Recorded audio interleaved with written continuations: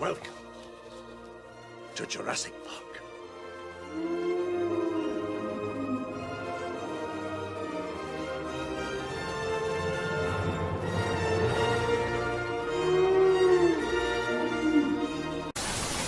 The greatest film ever made. Based on the book of the same name by Michael Crichton, Jurassic Park roared into theaters 10 days before I was born. So in a way, it feels like destiny that it would end up being my favorite movie of all time. Like many people, this film firmly established my infatuation not only with dinosaurs, but with cinema as a whole. I don't even remember the first time I watched it, but it feels like Jurassic Park has always been there. And for better or worse, and it does get a little worse, this franchise always has been and will be a part of me. I have such a unique relationship with the franchise that it affected so many things I liked as a kid, like how Greymon ended up being my favorite Digimon because he looked dinosaur-esque, or how Dino Thunder was my favorite season of Power Rangers, or how I thought the TriStar Godzilla movie was actually good because the baby Zillas looked like raptors. It's actually not that bad. You guys are just mean. And even within this YouTube channel itself, I use the "hold on to your butts" line made famous by Jurassic Park in the thumbnail for my Kill la Kill video, so the inspiration is still there. Please go watch it. It got age restricted and it's tanking. Help me. My point is, Jurassic Park had intertwined itself with my DNA, so I was super down to watch anything with dinosaurs in it. But then, this franchise kept going, and my opinion has certainly evolved over time. So I'll tell you what, let's go movie by movie in chronological order so that I can give you the rundown on my thoughts and opinions on every Jurassic Park / world. That being said, this video is going to be a bit longer than what I usually put out, so get yourself some chips, some pop, and hold on to your butts.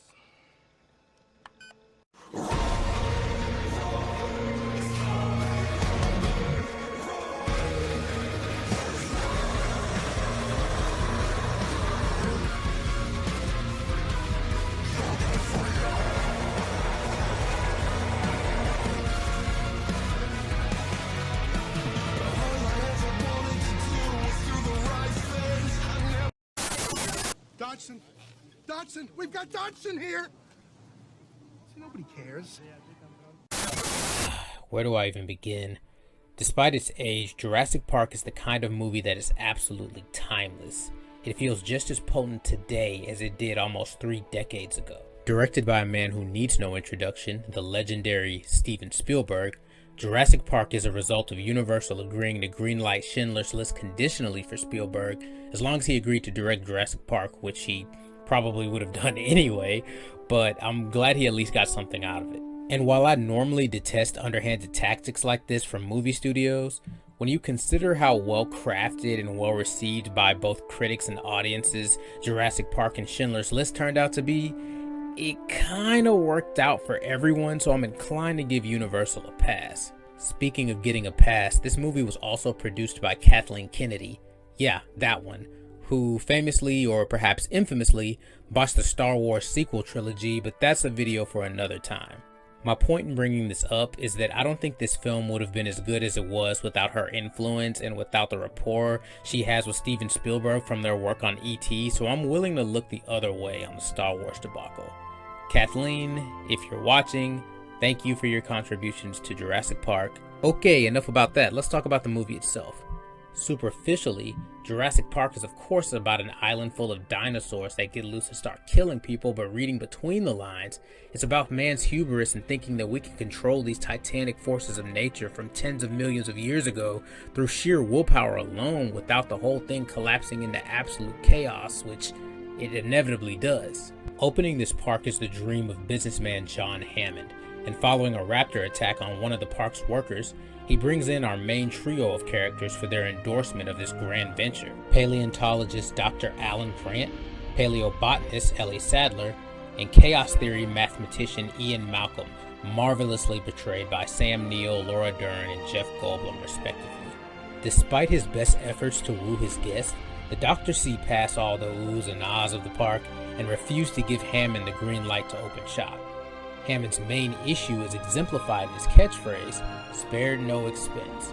Like most venture capitalists, Hammond feels that any problem can be solved if you throw enough money at it, and ironically, his problems increase exponentially because of the one expense he did spare.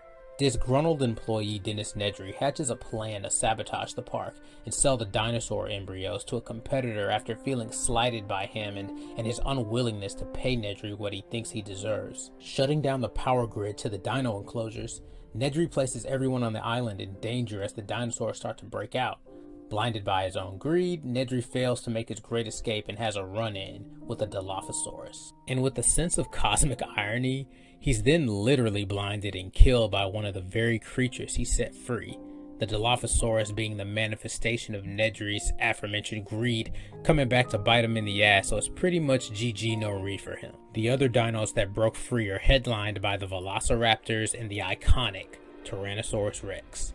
Arguably the peak of the movie, the T-Rex breakout scene was an absolute groundbreaker for cinema. So many other movies and shows have tried to replicate it, and none have quite managed to capture the majesty, the scale, and the anxiety the scene exudes. For whatever reason, probably again hubris, Hammond sends his two grandkids Lex and Tim out on the test run with the doctors, and his arrogance almost gets them killed after the T-Rex attacks their Jeep, but not before being abandoned by the scummy, self-interested lawyer. Earlier in the film, he's the only one to tell Hammond that opening the park is a good idea, but he's not motivated by a sense of adventure or science. He, like Nedry, is incentivized by greed, and it bites him in the ass. GG no re. Ian is seriously injured in the attack after trying to distract the T-Rex from killing the kids, so now it's up to Alan to save them. We've seen throughout the film Dr. Grant has some issues with children, so he'll have to overcome them if it means getting Lex and Tim to safety. Prior to the Rex attack, Ellie dipped back to the visitor center where she regroups with Hammond, Engineer Ray Arnold, and Game Warden Robert Muldoon. They notice that during the storm and power outage, the tour jeep stopped directly in front of the Tyranno enclosure. Sensing that something could have gone horribly wrong, she and Muldoon head out to find everyone, but only end up recovering a badly wounded Dr. Malcolm, and are subsequently chased by a still active Rexy. I feel like Dr. Malcolm survived not because he was a main character with plot armor, but because he was one of the few who brought up the ethical ramifications of bringing back these extinct creatures for the sake of entertainment and profit, challenging Hammond's worldview. Yeah, but your scientists were so preoccupied with whether or not they didn't stop to think if they should. It happens again in the cafeteria scene between Hammond and Dr. Sadler when he explains that his first attraction, a flea circus, was just a microcosm of what he hoped Jurassic Park could be, stating that this lapse in control was an exception and not an inevitability. Ellie refutes this claim. It's all an illusion. When we have control again. You never had control. That's the illusion. I was overwhelmed by the power of this place, but I made a mistake too. I didn't have enough respect for that power, and it's out now. I think this is the most important scene in the movie because it's where Hammond finally starts to get it. He finally understands what the doctors have been trying to tell him this whole time. Humanity playing God will always end badly. Chaos cannot be controlled. So life will not be contained. Life breaks free, it expands to new territories, and it crashes through barriers painfully, maybe even dangerously, but life finds a way. Alan, Lex, and Tim get a good look at that life as they make their way across the park and see the T-Rex in action killing a Gallimimus. At the same time, Ellie and Muldoon have to flip some breakers to get the power back on after Ray has yet to return from doing so. On their way, they see that the highly intelligent raptors have broken out and are on the loose. This puts them on high alert as Muldoon realizes that they're being hunted. Ellie makes a mad dash for the shed as Muldoon is flanked by the raptors and gets got. GG no re. Ray and Muldoon's deaths are yet another example of how our technology and weaponry can only do so much against these ancient creatures, further proving Ian's point. After Dr. Sadler switches the power back on, she's immediately attacked by one of the raptors and uncovers the dismembered arm of Ray, GG no re, just barely being able to escape the shed.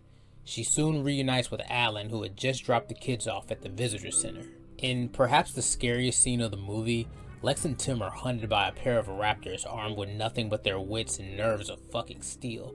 They manage to get away long enough for Alan and Ellie to come back and hunker down in the control room. When the doors won't lock, the Raptors try to force their way into the room. Thankfully, or perhaps rather conveniently, Lex is able to .hack sign her way through the computer and get them locked and reboot the system.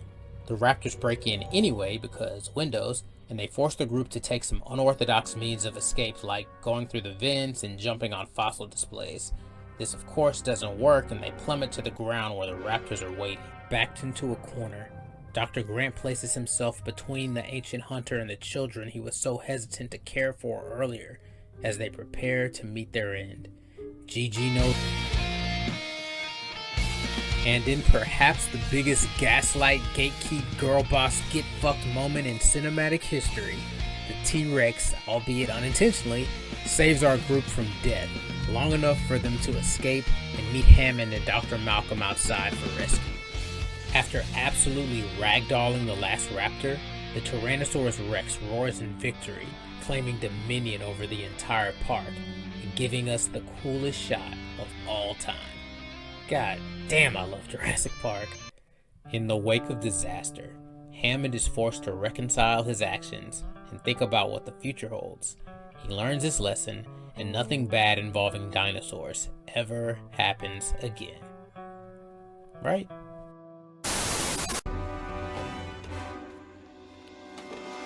Sarah! Sarah! Sarah! Sarah Harding! How many Sarahs do you think are on this island?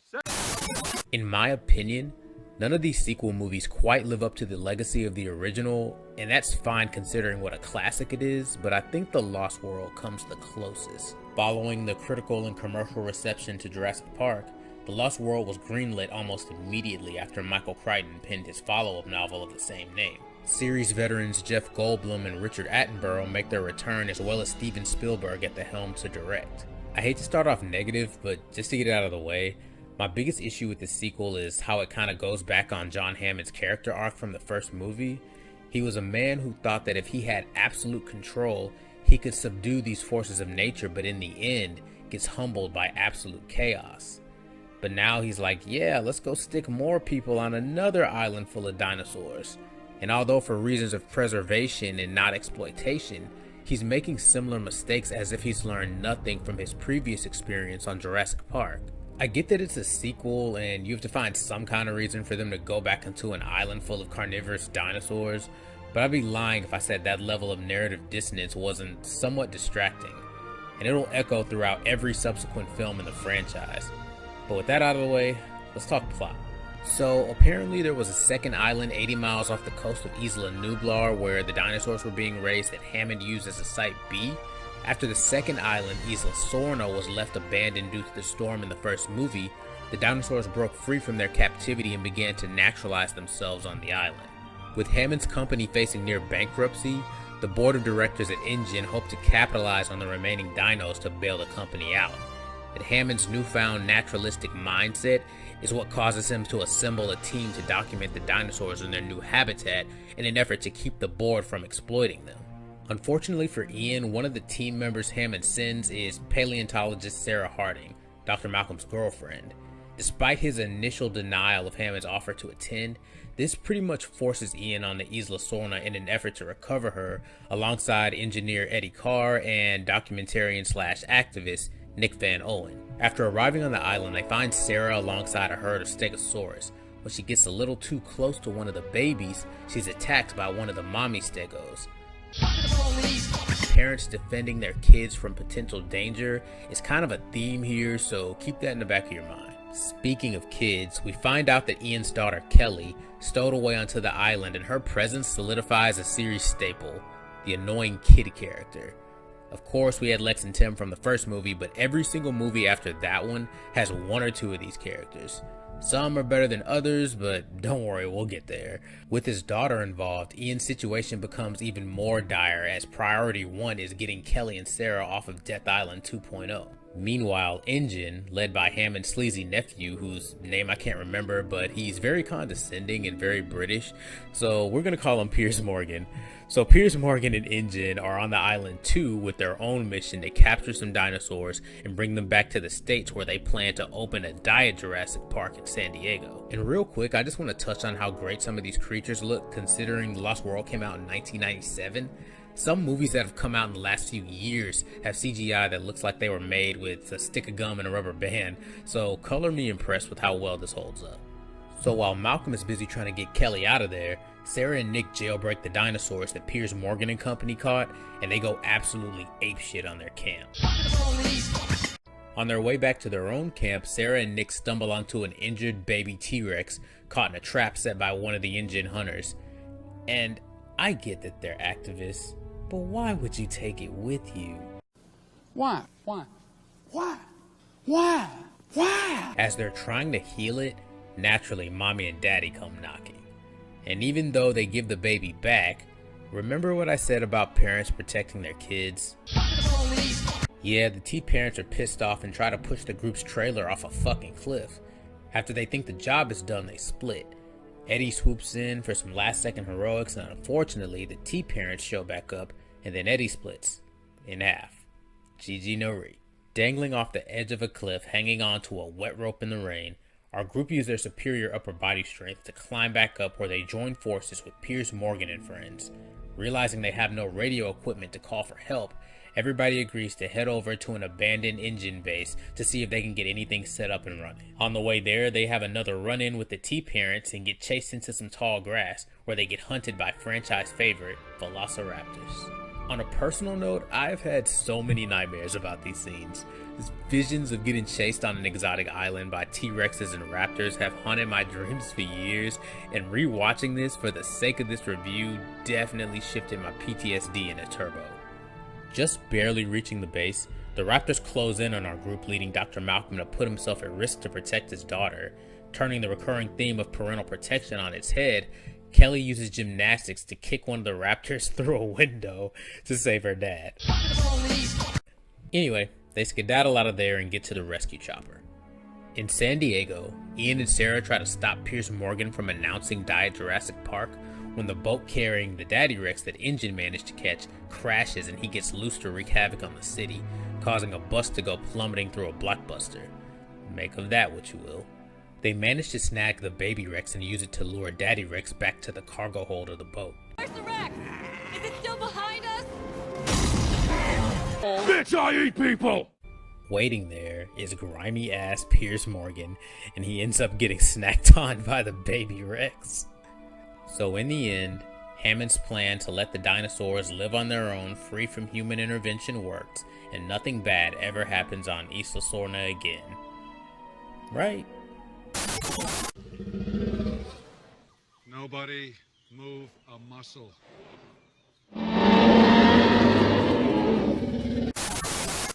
Alright, so this one is a bit of an oddball in the franchise. It's the first to not be based on a Michael Crichton novel. It's the first that isn't directed by Steven Spielberg, who took a backseat to Joe Johnston, and in my opinion, it's the first to not have a clear theme or underlying message. Not one that I could identify anyway. And that's fine if you want to just turn your brain off and watch a popcorn flick, but my standards for this franchise are a bit higher than that, so I choose to view Jurassic Park 3 as an action-adventure comedy. This may be a bit controversial, but Jurassic Park 3 is such an easier watch if you don't take it that seriously. It's the Pacific Rim of the franchise. And that's no shade to the cast or crew. I'm sure they worked hard to make sure this movie was the best it could be, but like I stated earlier, I have a very unique relationship with this franchise, and this one is just more palatable to me with a little comedic sugarcoating. So this one starts off with Alan catching up with Ellie, explaining how they initially underestimated the intelligence of raptors and how effectively they can communicate with each other, which I'm sure won't come up later. Nobody gives a shit about paleontology, so the research money is running pretty dry, but not dry enough for a 3D printer in 2001, which Dr. Grant's assistant Billy uses to reconstruct a raptor resonating chamber. Listen to this. Later that night, they have dinner with Paul Kirby and his wife Amanda about a potential business venture where they try to recruit Alan to be their guide for a supposed mid-flight tour above Isla Sorna, claiming that he's the best and no one else would do. I like to imagine they asked Dr. Malcolm at first and he was just like, And I don't know, it'll all work out, I'm sure.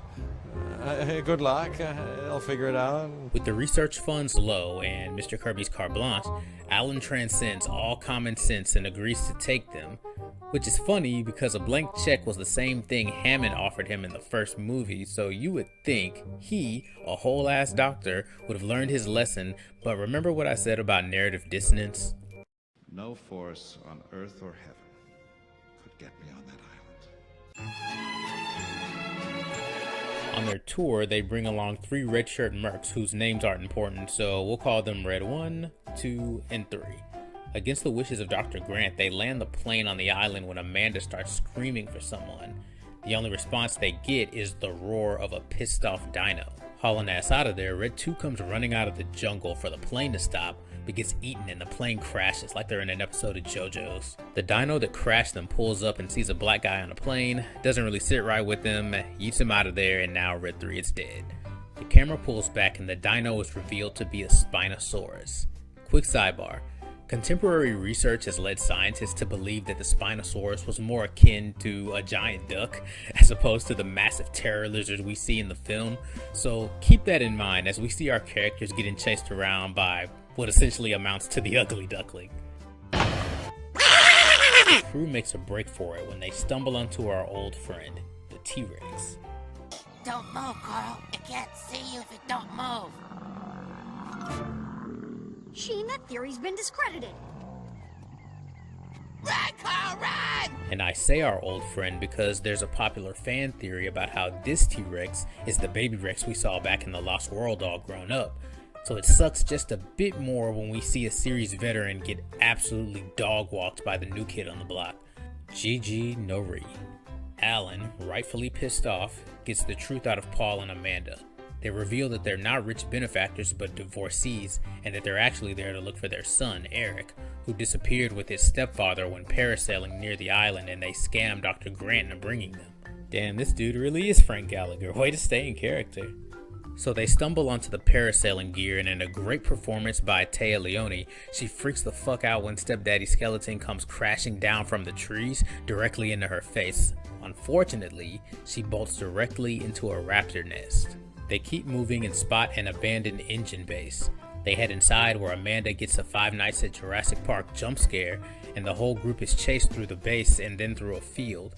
While running, Billy drops his bag and it ends up with Alan. After climbing the trees for safety, Red 1 is a little too slow and gets deep clawed by a raptor. So, triple GG no re for the red shirts. Type F in the comments to pay your respects. Alan, who is surely having non-flashbacks by now, gets surrounded by raptors but is saved at the last minute by Eric, in camouflage using smoke bombs like a hidden leaf ninja to make their great escape. I gotta say, of all the annoying kids in this franchise, Eric by far is the coolest and most resourceful, so kudos to him. This is T-Rex P. How'd you get it? You don't want to know. Both groups come to the same conclusion that the best move is to head for the coast away from the predators and eventually run into each other when converging on the ringtone of Paul's satellite phone. They all come to the terrifying realization that the ringtone is coming from inside the belly of the Spino. They hit the gas and just barely manage to make their way through a small hole in the fence, and just when they think it's safe, the Spino hits the truck stick and chases them into a building. Taking a breather, Billy is being a real sussy baka about his bag when we see that he stole the raptor eggs back from the nest, hence the reason the raptors are chasing them. After some harsh words, the group heads down further into the building when they realize that they're actually in a giant pteranodon enclosure. One of the Terror scoops up Eric and flies him back to her nest to babysit her kids. When they realize Eric doesn't have any games on his phone, they try to kill him. In an effort to redeem himself, Billy uses the parasailing equipment to get to the nest and saves Eric. The big birds aren't too happy about this and take Eric and Billy down. Eric manages to get back to his parents, but unfortunately, Billy doesn't quite make it. GG no re. Boarding a small barge on the river, the group get a second to really take in the beauty of Isla Sorna and the majesty of these incredible animals. But no time for that, now we gotta dig through some Spino shit for the phone. Spino really doesn't like that, so he takes down the barge, but not before Alan fires off a phone call to Ellie for rescue. He uses a flare gun to make roast duck out of the Spino, and in the process, Paul falls off a crane but miraculously survives. Inexplicably escaping death? Frank fucking Gallagher. Almost to the coast, the group have one last run-in with the raptor pack looking for their eggs, but thank God Billy brought the dragon flute with them. Realizing that Tommy needs Dragonzord power, they grab the eggs and run off into the jungle. I guess, looking back at it, maybe there's some sort of thematic message about reuniting children with their parents, given the parallel between the Kirbys and the Raptors. I guess. The group subsequently make it to the beach where rescue is waiting for them. Boarding one of the rescue choppers, they see that Billy actually managed to survive. Guess there was a little re in that GG after all. With everyone reunited, they fly off into the distance and live happily ever after. Well, maybe. I don't know. The franchise got put on ice for well over a decade after this movie, so yeah. Someone has to stay behind.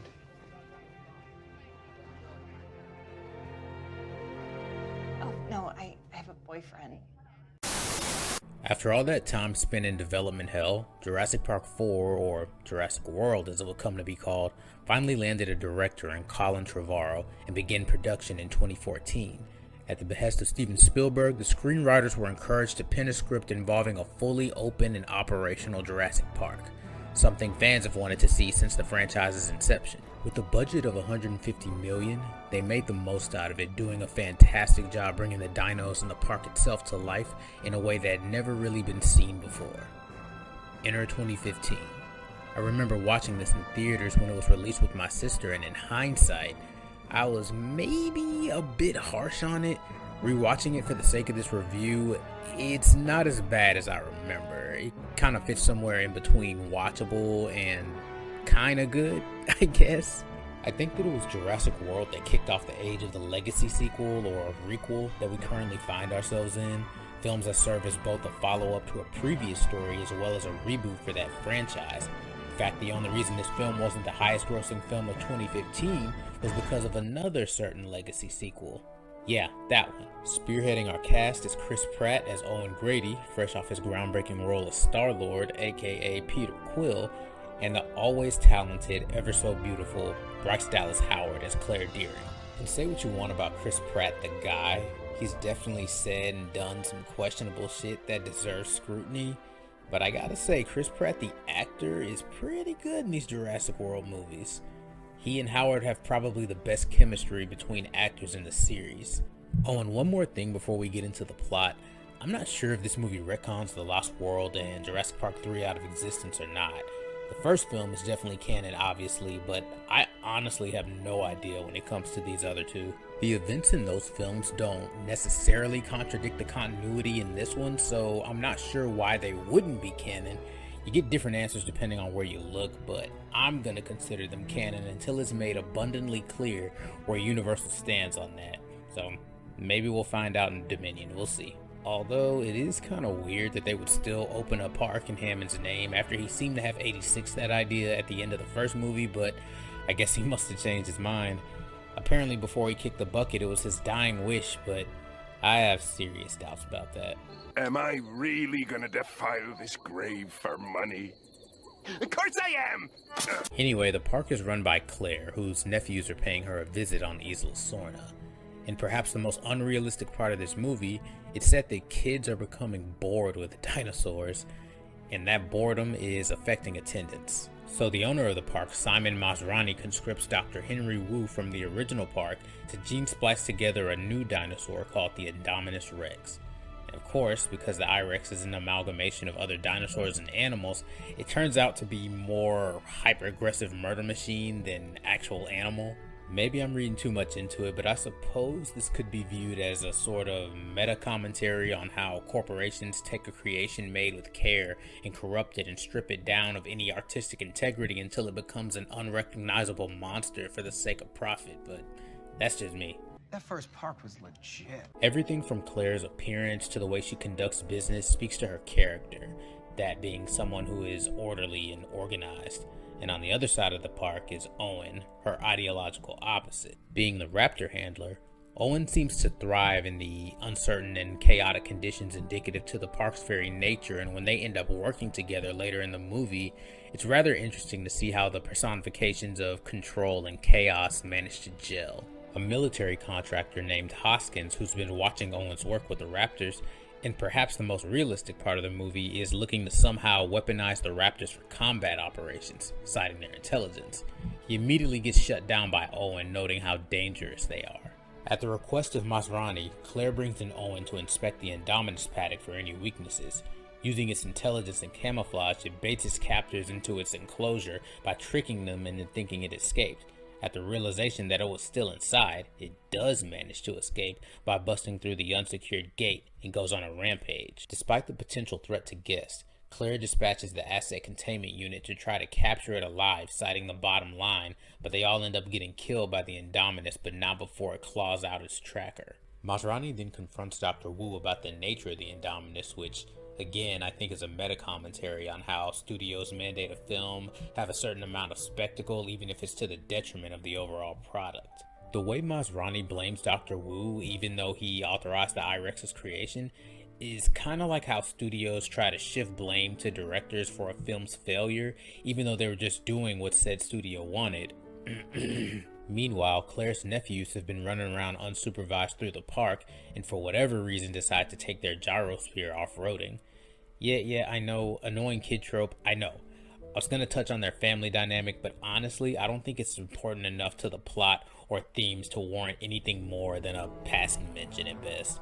Unfortunately for the nephews, their proclivity for disobedience leads them right into the jaws of the I-Rex, as it shatters their gyrosphere and chases them to an edge of a small cliff, where they're forced to jump to escape. Claire, suddenly remembering they exist, gets Owen to come out with her and help find them. While looking, they see that the Indominus is killing for funsies and not for sustenance, making the situation even more dire. In an act of desperation, the ACU loads up a gun onto the helicopter piloted by Masrani to take it down. The boys stumble onto the ruins of the old visitor center and MacGyver an old Jeep back to life and drive off, shortly followed by Claire and Owen, who get attacked and let Control know where the I-Rex is. After locating it, the helicopter gunman starts to shoot at it, but it bursts through the park's aviary in an attempt to get away, causing the pterosaurs inside to escape and crash the chopper, killing Masrani. GG no re. The boys manage to make their way back to the park with the Terras in hot pursuit. In a feeding frenzy, they start attacking the guests in mass, causing everyone to run in panic. In the chaos, the boys' handler gets killed in the most unnecessary of ways. Like, I get spectacle, but come on, this is just mean on the part of the filmmaker, so I'm just gonna chalk it up to studio mandates. When Owen gets attacked, Claire grabs a gun and kills the pterosaur that has him pinned. I guess in an act of mutual appreciation, they kiss in the middle of all the pandemonium. It's hella corny, but I got a sweet spot for her kissing in the midst of a shitstorm, so I'll let it slide. After reuniting with her nephews, they all head over to the raptor enclosure where Hoskins and his engine squad have assumed control in the wake of Masrani's death. After foaming at the mouth for the entire movie to use the raptors as weapons, Hoskins finally has his opportunity. With the Indominus still out there, Owen has no choice but to comply. As the alpha of the raptor pack, he leads them and the engine squad out of the jungle to track the I-Rex. When they find it, they realize that it's part raptor, after it convinces the pack to turn on the humans and start killing them. Owen, Claire, and the boys just barely manage to escape the raptors chasing them. With the mission a failure, Hoskins has Dr. Wu pack up the dino embryos and leave for future movies. Arriving back at the lab, the group run into Hoskins where he's attacked and killed by one of the raptors. Getting flanked, Owen manages to connect with Blue, the beta of the pack and raptor he has the most affinity for. After re-establishing himself as the alpha, the raptors attack the Indominus, who's just pulled up. Being outgunned or out-teethed, Claire comes up with the plan to let the T-Rex out of its enclosure to fight the I-Rex. Running a 4-3-40 in heels, Claire leads Rexy back to the Indominus, where they duke it out with Blue soon joining in. Exhausted after getting jumped, the Indominus gets finished off by the Mosasaurus, dragging it underwater. Rexy and Blue mutually agree to peace out and go their separate ways. Giving a final look of acknowledgement to Owen, Blue runs free, off into the park. The movie ends with Queen Rexy reestablishing her reign over the park, the survivors being evacuated, and with Owen and Claire deciding to be together. Owen trying to get the park back under control, and Claire learning to deal with mayhem throughout the film, gave these two a great dynamic not really seen in the franchise up to this point, so credit to Jurassic World for that. With this being the highest grossing film in the franchise, this kicked off a Jurassic Park renaissance with a greenlit sequel, merch, video games, and pretty much whatever else you could think of, so it was an all-around success despite some of the shortcomings of the film itself. And as someone who loves dinosaurs, I'm more than happy to share that love with the new generation. But we got one more of these to cover, and unfortunately... That is one big pile of shit. I don't want a bath. What? Queen's English girl. Bath. Bath. Bath. Bath. Bath. Not bath. You're not a wild animal. Okay, we're in the lightning round now. This movie isn't good. And honestly, I don't want to be the type of YouTuber who covers things they don't like, but we have to talk about it as it is a part of the franchise. I haven't tried viewing it through a comedic lens like I did with Jurassic Park 3, but nah, and I just don't have much to say about this movie, so let's turbo this thing out. I'll start with the two things that this movie does that I really appreciate. One, it brings back Jeff Goldblum as Ian Malcolm for an extended cameo, and two, this has got to be the best looking Jurassic Park in terms of cinematography. Jurassic World had some weird Twilight-esque blue filter or tint on it, and it was really noticeable at times, but the colors in Fallen Kingdom actually pop, even at night when it's a little harder to see, and there was an actual attempt to make the dinosaurs somewhat scary, so kudos. So Fallen Kingdom starts off with some dudes trying to get the Irex bones from the lagoon where the Mosasaurus drug it down. This guy almost gets got by Rexy just to get got by the Mosasaurus. I'm sure they aren't up to anything nefarious. Over on the mainland, there's a debate raging on due to a volcano on Isla Nublar expected to erupt that threatens the lives of the dinosaurs still on the island. A U.S. Senate committee brings in Dr. Malcolm to hear his opinion on the matter, where he informs them that he thinks nature should run its course without any U.S. intervention, and they ultimately agree. Claire, who now runs a non-profit for dinosaurs, is brought in for a meeting with John Hammond's former business partner Benjamin Lockwood and his assistant Eli Mills. They want to get the surviving dinos to a new island reservation in order to avoid their extinction, but need her and Owen's help to do it. Claire has to convince Owen to come because he's leaning toward letting them die, but his connection with the Blue causes him to change his mind. Along for the ride is tech guy Franklin and paleo-vet Zia. They get to the island and meet up with some mercs, and Owen manages to track down Blue, but as it turns out, the mercs are actually dicks, and one of them shoots Blue and the ringleader tranks Owen. Turns out that Ellis isn't actually looking to save the dinosaurs, but to sell them to the highest bidder. Wow, the mercs in the Jurassic Park movie actually worked for the movie's super obvious villain. Who would have thought? Anyway, they kidnap Zia to keep Blue alive and they get the hell out of Dodge. Elsewhere, Claire and Franklin have a close encounter with whatever this thing is, barely make it out, and right on cue, here comes Owen running away from the volcanic ash with a bunch of dinosaurs in tow. Claire and Franklin take shelter in a gyrosphere, and right when a Sharptooth is about to attack Owen, he gets saved by Rexy, which leads to this sick ass shot, like, I can't even cap. As Owen proceeds to outrun the volcanic ash, somehow, the gyrosphere rolls off the edge of a cliff and everyone makes it out alive. Somehow. They stow away on the merc ship without anybody seeing or hearing the big ass diesel truck, and then we get this super sad scene of the Brachiosaurus succumbing to the volcanic ash. And apparently this is the Brachiosaurus from the OG Jurassic Park, so damn, GG no re. They find Blue and Zia but learns that she needs a blood transfusion from a three-fingered carnivore, and apparently the only one on the ship is Rexy. So through shenanigans, they just barely manage to get it, again, with nobody hearing or seeing anything. Okay, look, I get that it's just a dumb movie, but they're suspending your disbelief and then they're sending your disbelief to the Shadow Realm. I mean, come on. Okay, I guess I should talk about this kid Maisie now. Some time ago, Lockwood's daughter dies and he had her cloned and treats the clone like his granddaughter, leading to his falling out with Hammond. She sees Mills being hella sus and follows him down to an underground lab where Mills is arguing with Dr. Wu about some new dinosaur they're making, but needs Blue's blood to perfect. Mills busts her and locks her in a room. Lockwood finds out about the whole operation, and rather than just letting him blow it all up, Mills just kills him because obvious bad guy is obvious. Back with Owen and Claire, they manage to infiltrate the estate where the dino auction is going down before somebody finally spots them but confuses Franklin for one of the mercs. They get thrown in the dungeon as obvious bad guy does the bad guy monologue. Maisie breaks out and mirrors edges her way across the mansion to snitch to her grandpa, but he's already been 187. Back in the cell, Owen concocts a plan to use this big-ass forehead dino to bust down the locked door. I got a big-ass forehead too, so we'll call it a Joshosaurus. After the Joshosaurus lets freedom ring, Owen and Claire find Maisie and she sticks with them. They make their way down to the auction where the new dinosaur, the Indominus Raptor, is being sold against the wishes of Dr. Wu. Owen crashes the auction using the forehead of Justice as a distraction, courtesy of the Joshosaurus. With the room cleared, this idiot tries to take a souvenir from the Indoraptor and ends up getting himself killed and letting it loose. Once again, Dr. Wu is packing up to make an escape, and Franklin in disguise Assassin's Creeds him with some tranquilizer and frees Zia. They escaped after freeing Blue, but in the process, some lethal flammable gas comes leaking out of the lab. Owen, Claire, and Maisie are being hunted by the Indoraptor as it chases them all around the mansion, leading to the roof where we get the second coolest shot of the movie. Eventually, Blue shows up to help them fight it, giving Owen and Maisie time to make their way outside. On the roof, Claire fires a device that makes the Indoraptor go nuts and attack Owen, causing it to fall through some glass. With an assist from Blue, the Indoraptor goes spiraling down into the mansion, getting impaled on the horns of a Triceratops fossil. With the leaking gas threatening to kill all the dinosaurs, the group must now make a decision to either free them or let them die, reflecting the choice that the Senate had to make at the beginning of the movie. Fulfilling the annoying kid prophecy, Maisie chooses to set them free on the continental US, potentially endangering hundreds if not thousands of people, setting up the events to follow in Jurassic World Dominion. Oh, and this guy fucking dies. Welcome to Jurassic World. He said it! He said it! Bigger.